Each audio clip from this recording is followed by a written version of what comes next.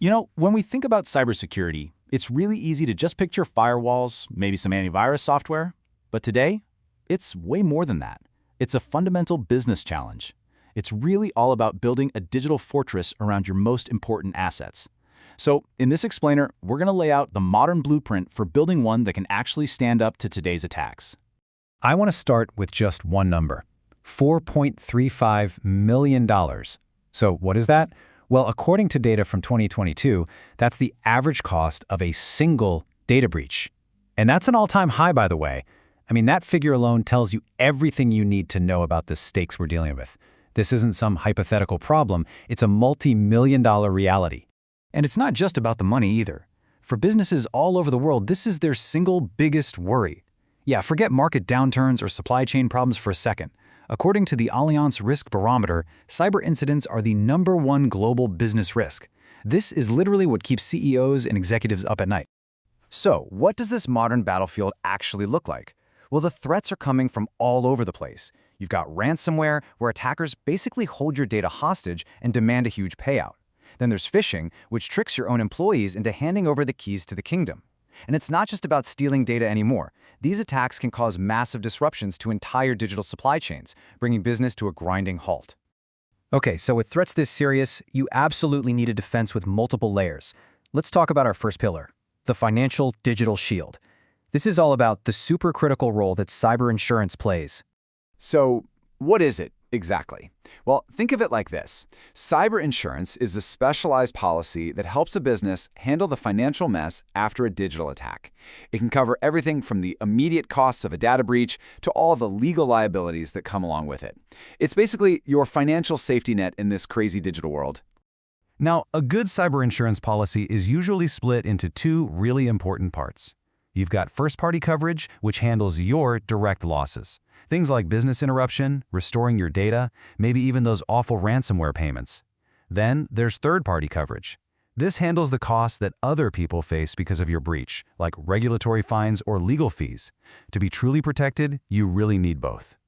A financial shield is great for recovery, but our second pillar is all about prevention.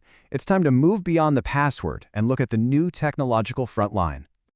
And let's be real for a second, we all know the problem with passwords. This quote kind of says it all. They are difficult to remember, and more importantly, they are rarely secure. They can be stolen, they can be phished, they can be guessed. The very foundation of our old security model is, well, fundamentally flawed. We need something much, much better. And that's where FIDO2 comes in. It's a security standard that's a total game changer. FIDO2 lets you go passwordless. So instead of using something you know, like a password, it uses something you have, like a little security key, or something you are, like your fingerprint or your face. It's all built on public key cryptography, which works like a super secure digital lock and key pair, proving it's you without ever having to send your secret password over the internet. Okay, so using your face or fingerprint sounds amazing, right? It's convenient, it's secure, but it brings up a huge question, especially now in the age of AI. How does the system know that the face it's seeing is actually attached to a living, breathing person and not just a really good photo, a mask, or even one of those creepy, realistic deepfakes? The answer is a technology called liveness detection, and this is the absolutely critical security layer for biometrics. Its whole job is to figure out if the person in front of the camera is a real, live human being. It's designed specifically to stop all those spoofing attacks that use fake stuff like photos or deepfakes.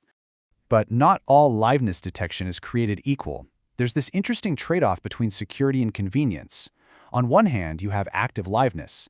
This is where it asks you to do something, like turn your head or smile. It offers the highest level of security, so it's best for high-risk things like opening a bank account. On the other hand, you have passive liveness. It just analyzes a single selfie. It's way faster and more user-friendly, which makes it perfect for lower-risk stuff.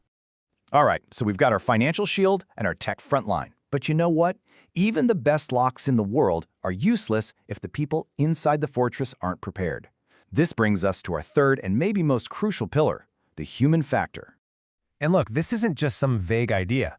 Gartner's top people-focused trends for 2025 show that the priorities are shifting in a big way. It's not about just buying another piece of software anymore. It's about improving the security culture, dealing with burnout among the security pros, and figuring out how to manage both the risks and the rewards of generative AI.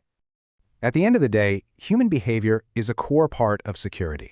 The big goal here is to move past that once-a-year training video and truly weave security into the company's DNA. And the payoff for doing this is huge. Gartner says that effective programs that focus on culture can slash security incidents caused by employees by a staggering 40%. We also have to talk about the defenders themselves, the people on the front lines of cybersecurity. They are facing relentless, unbelievable pressure. The constant threat of attack, the crazy long hours, the super high stakes, it all leads to pervasive stress and, you guessed it, widespread burnout. And a burnt-out security team is an ineffective one, which puts the entire organization at risk. And this is what brings us full circle. This quote from Vanessa Maxwell at Alliance just connects all our pillars perfectly. The real value of cyber insurance isn't just about getting a check after a disaster strikes. No, it's a tool. It's a tool that helps security leaders make the business case for investing in those other pillars, for better technology, for building a strong security culture, and for actually supporting their teams. So, after all that, what's the big takeaway? It's that you need a holistic strategy that ties everything we've talked about together. It all comes down to these 3 pillars. You have to have a holistic strategy.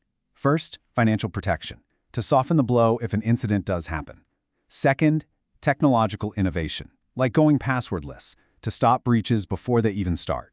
And third, a human-centric strategy that gets that your people are both your greatest asset and your last line of defense. A weakness in any one of these pillars weakens the entire fortress.